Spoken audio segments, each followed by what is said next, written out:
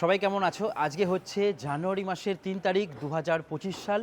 আর আমি আছি এখন বর্তমানে এই হচ্ছে প্রয়াগরাজের ভারত সেবাশ্রম সংঘ, যেখান থেকে আমি এই মহাকুম্ভ মেলার অংশগ্রহণ করছি। খুব সুন্দর একটা জায়গা, যেখানে মাত্র ৬০০ টাকা আমার লেগেছে এখানে থাকতে। টোটাল একটা রুমে আমরা ৪ জন আছি।